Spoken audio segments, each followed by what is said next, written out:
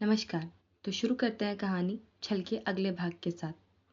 मैथिली को एकेडमी पहुंचते पहुंचते थोड़ा देर हो ही गई थी, तो वो जल्दी से अपनी गाड़ी पार्क कर पीछे सीट पर रखा अपना बैग उठाकर गाड़ी लॉक करते हुए लगभग भागते हुए अंदर की ओर जाने लगती है। लेकिन उसके पहुंचने तक क्लासेस खत्म हो चुकी थी, सब जा चुके थे। लेकिन अंदर ऑफिस में अभी भी हलचल थी, तो वो अंदर ऑफिस की ओर आकर उसका दरवाज़ा खोलती है तो उसे उसका इंतज़ार करते उसके सभी दोस्त यानी उसका गैंग वहां दिख जाता है। वंदना, सोनल, शिप्रा, अंगद और मिलन। वंदना तो मैथिली के ही साथ प्रोफेसर थी। शिप्रा और अंगद दोनों इंजीनियर थे और उदयपुर में ही कंपनी में साथ ही जॉब करते थे। और सोनल एक इवेंट मैनेजर थी और मिलन एक नामी होटल में मैनेजर था और साथ ही एक बेहतरीन कोरियोग्राफर। लेकिन उसकी ये पहचान सिर्फ एक डांस टीचर तक ही रह गई थी। पर अपने अपने काम के साथ ये सभी डांस एकेडमी को भी बहुत बखूबी संभालते थे। सबको देखते ही मैथिली जल्दी से उन सभी के पास आती है, तो बाकी सब भी इतने वक्त के बाद मैथिली को देखते ही खुश हो जाते हैं और उसके पास आकर उसे गले लगाते हुए एक साथ ही कहते हैं, हमें यहाँ समय पर बुलाकर खुद कहाँ गायब थी मैथिली जी, जान सकते हैं हम? पर उनके इस तरह कहने पर मैथिली हंसते हुए शिप्रा के बगल में खाली कुर्सी पर बैठते हुए कहती है, माफ़ी माफ़ी मित्रगण, आप लोगों को हमारी प्रतीक्षा करनी पड़ी, उसके लिए हम तहे दिल से आप सभी से क्षमा प्रार्थी हैं। वाह, आपका ये माफ़ी मांगने का तरीका कुछ कैजुअल नहीं, कुछ नई तरीके से माफ़ी मांगिए, तब हम माफ़ी देने के बारे में सोचें। अंगद हंसते हुए कहता है तो मैथिली भी हंसने लगी थी, पर तभी वो सबको देखते हुए कहती है, अरे तुम सब माफ़ी छोड़ो, एक नई बात बतानी है तुम सबको। पता नहीं तुम लोगों को पता चली या नहीं, हमारी प्यारी वंदना बाई सा आजकल लोगों को सजेशन बांटती घूम रही है। आजकल न्यू बिजनेस शुरू किया है इन्होंने, काउंसलिंग थेरेपी का। तुम्हें बताया इसने कुछ मिलन? जिस पर मिलन हैरानी से वंदना को देखते हुए कहता है, नहीं, मुझे तो इस बारे में कुछ नहीं पता। ये तो बड़ी गलत बात है वंदना, तुम नया बिजनेस शुरू कर रही हो और हमें कुछ पता ही नहीं, और मिलन को भी तूने कुछ नहीं बताया, ये बिल्कुल ठीक नहीं है। सोनल वंदना से कहती है तो वंदना समझ गई थी कि मैथिली किस बारे में बात कर रही है, कि तभी मैथिली फिर से कहती है, अरे सोनल, तुझे तो अभी एक झटका और लगेगा ये सुनकर, उसकी पहली कस्टमर पता है कौन है? हमारे ही कॉलेज की डीन डॉक्टर त्रिशा राजपूत, जिन्हें ये अपने प्यार को कैसे पाएं इसको लेकर उनकी काउंसलिंग कर रही है। क्या? ये कौन सा बिजनेस शुरू कर दिया तूने वंदना? तू लव गुरु कब से बन गई, वो भी अपनी ही डीन की? शिप्रा हंसते हुए मैथिली से हाई फाई करते हुए कहती है, पर अब वंदना चिढ़ते हुए कहती है, चुप हो जाओ तुम सब, और क्या ही लगा रखी है? ये मैथिली कुछ भी कहेगी तो क्या तुम सब विश्वास कर लोगे? जिस पर अब वो सब हंसते हुए हाँ कहते हैं, तो वंदना और बुरी तरह चिढ़ते हुए कहती है, हाँ, ये मैथिली तुम्हें पहाड़ पर चढ़कर कूद मारने के लिए भी कहेगी ना, तब भी ऐसे ही हाँ कहते हुए कूद जाना। जिस पर वो सब फिर एक साथ हाँ कहते हैं, तो वंदना गुस्से से कुर्सी से उठते हुए कहती है, ठीक है, तो जाकर कूद जाओ और इसे भी लेकर जाना और कुदा देना अपने साथ। इतना कहकर वंदना वहां से जाने लगती है कि तभी मिलन से कहती है, मिलन अभी तो ये जा रही है, तो मेरी बात तो ये सुनेगी नहीं? तो जब बाद में तुझे ये मिले ना, तो इसे बता देना कि जो रायता इसने फैलाया है और जो हरकत की है इसने, वो इसके इस तरह मुंह फुलाने से नहीं ठीक होगी। पता है जाने त्रिशा मैम और मौली भाभी को उसने क्या क्या पट्टी पड़ा रखी थी, कि वो मुझसे ये एक्सपेक्ट कर रहे थे कि मैं बिना जाने बिना पहचाने त्रिशा मैम के रिलेशनशिप को बचाऊं, वो भी जिन्हें मैं ना जानती हूँ ना पहचानती हूँ। उनके लिए तुम्हारी ये होने वाली बीबी मुझे लव गुरु बना रही थी, तो अब तुम ये बताओ नाराज किसको होना चाहिए? जिस पर मिलन से पहले अंगद हंसते हुए कहता है, ऑफ कोर्स तुझे, और मैथिली तू समझ नहीं रही है, अब इसका और मिलन का मिलन तो हो नहीं रहा, तो ये अब लोगों का मिलन करवाने का कार्य करा रही है। पर अंगद की इस बात पर सभी हंसने लगे थे। लेकिन अब तभी वंदना गुस्से से अंगद के पास आकर उसका गला दबाते हुए कहती है, मुंह ना बंद करके रख अपना, वरना मैं आज तुझे भगवान से जरूर मिलवा दूंगी। पर अंगद हंसते हुए शिप्रा से कहता है, अरे शिप्रा, बचा ले, वरना तेरा और मेरा मिलन दूसरे जन्म में होगा। लेकिन वंदना तू भी याद रखना, मैं मर गया ना तो तुझे तो मैं इस जन्म में भी नहीं छोड़ूंगा। तेरे घर की छत पर बैठकर तुझे रोज इतना डराऊंगा कि तेरा और मिलन का मिलन भी नहीं हो पाएगा। तो या तो गला छोड़ दे या अपनी शादी के सपने देखना छोड़ दे। पर अंगद के कहने पर वंदना जोर से उसके सिर पर चपत लगाते हुए अब गुस्से से कुर्सी खींचते हुए उसके पास बैठते हुए कहती है, देख, सारा ब्लेम मुझ पर ही मत डाल। हाँ, मुझे तो पहले पता भी नहीं था कि मौली भाभी और त्रिशा मैम फैमिली फ्रेंड है। वो तो एक दिन अचानक भाई भाभी के साथ मैंने त्रिशा मैम को देखा, तो भाभी ने ही मुझे उनसे इंट्रोड्यूस करवाया। फिर कई बार भाभी के साथ मेरी उनसे मुलाकात हुई, तो हम एक दूसरे को जानने लगे और बातों बातों में तेरी बात होने लगी। तो बस तब मेरे मुंह से भी निकल गया कि तूने किस तरह मेरे और मिलन के रिश्ते को बिखरने से बचाया था। तो भाभी भी कहने लगी कि शादी के लिए मनाने के लिए तूने किस तरह भाई को कन्विंस किया, और ये झूठ तो था नहीं। हाँ, मैंने उन्हें ये भी कहा कि जो काम कोई नहीं कर सकता वो तू आसानी से कर देती है। फिर उन्होंने अपने रिलेशनशिप के बारे में बताया तो मुझे लगा कि क्या पता तू उनकी मदद कर पाए। अब तू भी तो मौली भाभी की ननद है और उनके भाई को भी तू समझा सकती है।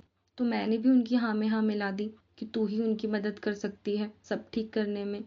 वंदना गुस्से से उसे घूरती मैथिली को देखकर बहुत मासूमियत से कहती है।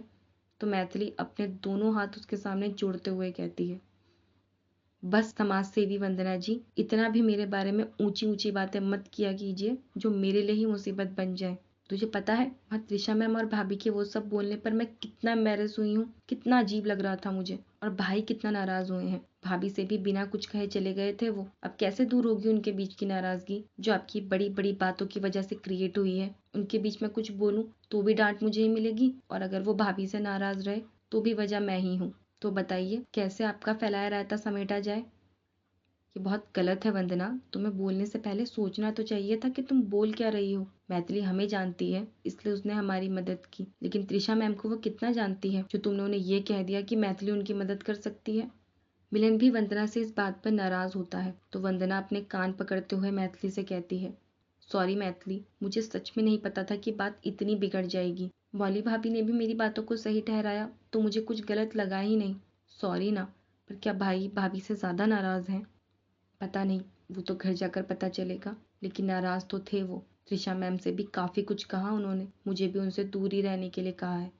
देख, मैं नाराज नहीं हूँ तुझसे, पर अभी बहुत सी बातों का ध्यान हमें रखना होगा क्योंकि रिश्ता जुड़ रहा है हमारे और मौली भाभी की फैमिली के बीच, जहाँ एक छोटी सी चिंगारी भी सब कुछ बर्बाद कर देगी। भाई वैसे ही छोटी छोटी बातों को बहुत सोचते हैं और अगर इस तरह की बातें होंगी तो सिर्फ नाराजगी बढ़ेगी। इसलिए हर बात को बहुत सोच समझकर और परख कर करनी जरूरी है।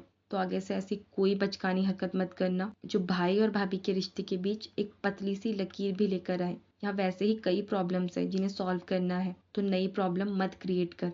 और तुम सबको और भी एक चीज बतानी है, भाई को पता चल गया है कि मैंने राजस्थान महोत्सव के लिए अप्लाई किया है और जिसके बाद उन्होंने मुझसे वादा लिया है कि ये आखिरी बार आखिरी मौका है, इसके बाद कुछ नहीं। मैं इस बार अपनी जान लगा देना चाहती हूँ इस जीत के लिए, वरना बहुत कुछ छूट जाएगा। तो मैंने तय किया है कि अब कॉलेज के बाद मैं सीधा यहीं आया करूँगी और 4-5 घंटे सिर्फ प्रैक्टिस। लेकिन मैथिली तू कैसे मैनेज करेगी? सुबह से पूरा दिन कॉलेज और फिर वहां से थक कर 4 से 5 घंटे प्रैक्टिस, ये बहुत डिफिकल्ट होगा तेरे लिए। सोनल मैथिली से कहती है तो वो मिलन की ओर देखती है जो उसे ही देख रहा था, पर मैथिली मुस्कुराते हुए उसके हाथ पर अपना हाथ रखते हुए कहती है, एक इंसान खुद को मारकर भी जी रहा है, जब उसके लिए वो डिफिकल्ट नहीं तो मेरे लिए भी कुछ डिफिकल्ट नहीं। और तू बिल्कुल चिंता मत कर, भाई ने आखिरी बार कहा है और मैं इसी आखिरी को अपनी पहली जीत बनाकर अपने दोस्त में उसकी थोड़ी सी जान उसे वापस करूंगी। और हम सब है ना तेरे साथ। अभी तो तुझे इंडिया का बेस्ट कोरियोग्राफर बनते देखना है हमें। इस पर अंगद भी मिलन के पास आकर उसके कंधे पर हाथ रखते हुए कहता है, बिल्कुल, और इसका ऑटोग्राफ लेने के लिए लंबी लंबी लाइन में भी तो लगना है। और हाँ, मेरी और शिप्रा की शादी में सबका डांस यही कोरियोग्राफ करेगा और पैसे नहीं दूंगा मैं तुझे, ये आज ही बता देता हूँ। और फिर अपनी शादी में भी तो वंदना के साथ एक रोमांटिक सॉन्ग पर डांस करना होगा तुझे। तो अभी जो वक्त है उसका इस्तेमाल उसे सोचने में लगा, बाकी हम सब पर छोड़ दे। कि तभी अब मैथिली, शिप्रा और सोनल भी मिलन के पास आकर उसके गले लगते हुए कहते हैं, तो मिलन जी अब चिंता छोड़िए क्योंकि हम सब आपके साथ हैं, तो आपको नंबर 1 हम बनाकर ही छोड़ेंगे और ये हमारा वादा है आपसे। पर अब मिलन भी मुस्कुरा रहा था, लेकिन वंदना उनसे थोड़ा दूर खड़ी सभी को मिलन का हौसला बढ़ाते हुए देख मुस्कुरा रही थी। पर मैथिली उसका भी हाथ पकड़ सबके साथ उसे भी गले लगा लेती है।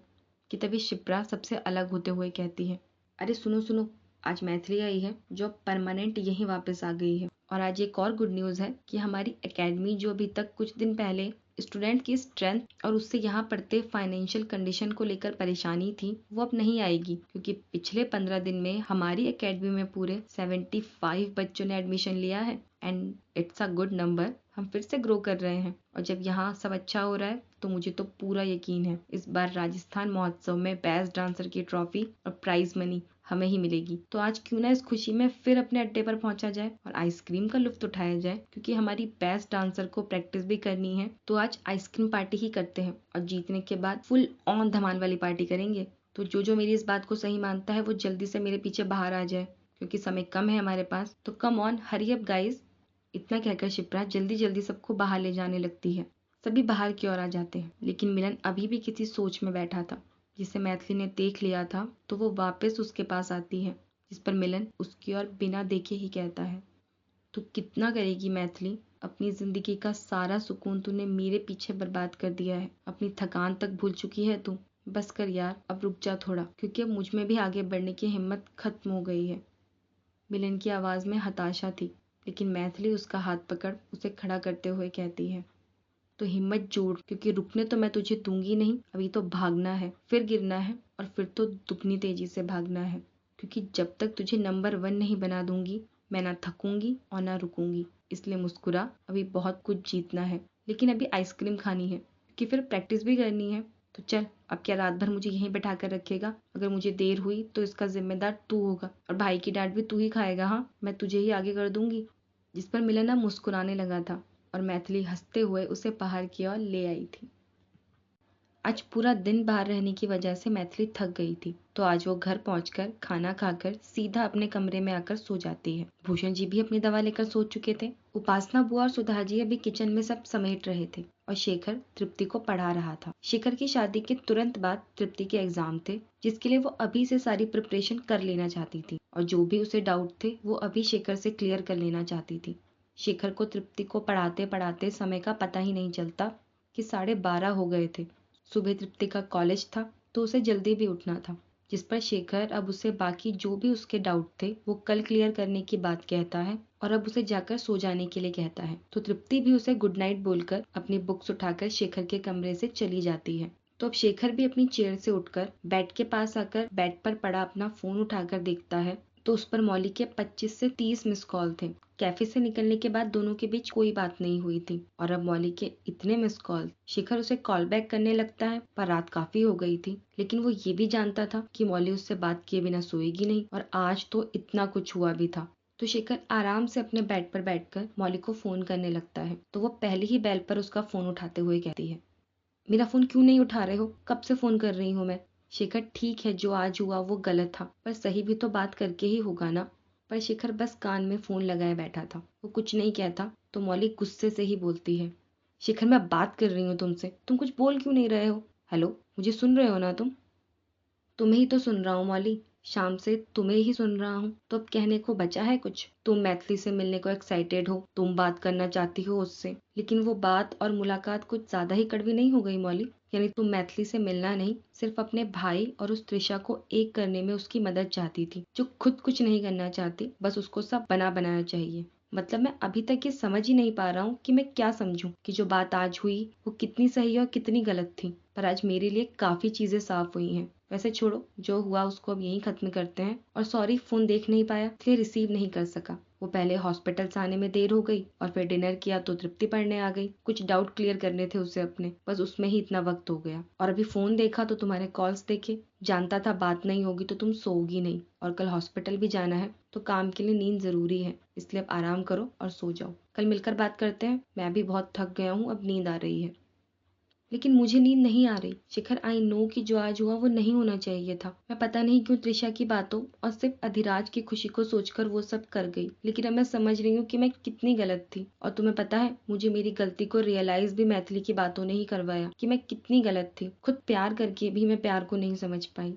और आज मैं सच में सिर्फ मैथिली से मिलना चाहती थी। आज मेरा कोई इरादा नहीं था कि त्रिशा इस तरह वहां आकर मैथिली से बात करे, पर उसे जैसे ही पता चला कि मैं तुम दोनों से आज मिल रही हूँ, वो वहां पहुंच गई। मैं खुद शॉक थी उसे वहां देखकर। आई एम सॉरी शेखर, मेरे लिए जितना तुम जरूरी हो उतनी ही हमारी फैमिली भी जरूरी है, और मैं मैथिली को यूज कर रही हूँ, तुम ऐसा सोच रहे हो, जबकि मैं जानती हूँ वो तुम्हारे लिए क्या है। तुम अभी भी गलत ही समझ रही हो मौली। मेरी नाराजगी मैथिली को लेकर थी, पर उससे ज्यादा मैं तुम्हारे लिए परेशान हूँ, क्योंकि तुम समझ ही नहीं पा रही कि त्रिशा किस तरह तुम्हें इस्तेमाल कर रही है। तुम्हारी अच्छाई का फायदा उठा रही है वो। जो मैं नहीं देख सकता। हम 2 साल से भी ज्यादा वक्त से एक दूसरे को जानते हैं और इन 2 सालों में मैंने भी देखा है कि अधिराज त्रिशा के लिए अपने सारे एफर्ट्स डालता है। अपना कितना भी बिजी होने के बावजूद वो अपना समय दे रहा था त्रिशा को। लेकिन पिछले कुछ महीनों में अधिराज ने जब खुद को थोड़ा चेंज कर लिया तो त्रिशा को तकलीफ हो गई। लेकिन फिर भी वो सिर्फ दूसरों के कंधे पर चढ़ अधिराज को पाना चाह रही है। खुद कुछ एफर्ट्स डाले उसने अभी तक। मैं मैथिली के लिए इतना फिक्रमंद नहीं हूँ क्योंकि वो ये सब बहुत अच्छे से समझती है, जो आज उससे मिलकर तुम भी समझी होगी। But I am worried about you Molly, because I love you and I love you. बस बात इतनी सी है। शेखर थोड़ा जोर से बोलता है, लेकिन मौली के चेहरे पर इस वक्त मुस्कुराहट थी, क्योंकि शेखर का उसके लिए इतना सोचना यही तो उसके प्यार को उसके लिए और बढ़ा देता था। पर अब वो बहुत मासूमियत से कहती है, तो आई लव यू टू ना। और ये बात तो मुझे प्यार से भी तो समझा सकते थे ना, इसमें इतना डांटने की क्या जरूरत है। आज तक मैंने किसी से इतनी डांट नहीं खाई है जितना मुझे तुम डांटते हो। लेकिन मुझे तो इस पर भी प्यार आता है और अच्छा लगता है कि मेरा शेखर मेरे बारे में कितना सोचता है। अच्छा, अब आई प्रॉमिस कि मैं त्रिशा या अधिराज के बीच में नहीं आऊंगी। चाहे त्रिशा कुछ भी कहे, वो उनका मैटर है, तो वो खुद सॉल्व करे। लेकिन सच में शेखर, मैथिली बहुत प्यारी है। अरे हाँ, एक बात और बतानी थी। संडे को दादा साहब चाहते हैं कि हमारी पूरी फैमिली साथ में डिनर करे। वो शादी के बारे में कुछ डिस्कस करना है उन्हें पापा और तुम्हारे साथ। वैसे दादा साहब फोन करेंगे पापा को और इसी बहाने घर पर भी सब मैथिली से मिल लेंगे, क्योंकि अभी तक सबने सिर्फ ये नाम सुना है पर देखा नहीं उसे। तो मैथिली स्पेशल गेस्ट है उस दिन हमारी। और हाँ, कल दिल्ली से अधिराज भी वापस आ रहा है तो तुम्हारा उससे भी मिलना हो जाएगा।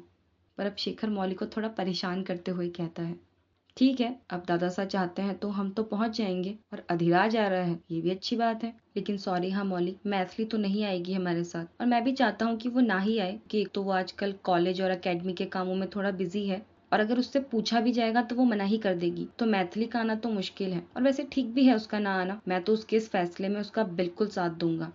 शेखर के कहती ही मौली झटके से बैठ पर सीधे बैठते हुए कहती है, लेकिन क्यों? मैथिली नाराज है मुझसे। मैं उसे भी सॉरी कह दूंगी, बल्कि मैंने उसे भी फोन किया था, फोन नहीं उठाया उसने मेरा। वो नाराज है मुझसे तभी उसने फोन नहीं उठाया मेरा। शेखर, मैं सच में शर्मिंदा हूँ, मुझे वैसे ही इतना बुरा लग रहा है। अब तुम ही बताओ मैं क्या करूँ। मैं कल कॉलेज जाकर उससे मिलूं या घर आकर उसे खुद इनवाइट करूं? बोलो ना शेखर, क्या करूं मैं? पर अब शेखर हंसते हुए कहता है, कुछ मत करो, बस आराम से सो जाओ, वो आ जाएगी। मैं मजाक कर रहा हूँ मौली, आज थक गई है तो जल्दी सो गई, इसलिए तुम्हारा फोन नहीं उठाया होगा। कल देखेगी तो देखते ही कॉल बैक कर लेगी। तुम नाराजगी की बात कर रही हो? यहाँ आज खाते हुए पूरे वक्त सिर्फ तुम्हारे गुणगान सुने हैं उसके मुंह से। और हाँ, एक बात मैं भी तुम्हें बताना भूल गया, कल हमें भी इंटीरियर डिजाइनर के पास जाना है। पापा चाहते हैं कि मेरा कमरा थोड़ा बड़ा करके उसे तुम्हारे पसंद से रिनोवेट कराया जाए। लेकिन इसकी क्या जरूरत है, इतना अच्छा तो है तुम्हारा कमरा, मुझे तो पसंद है, तो क्यों बदलना है उसे?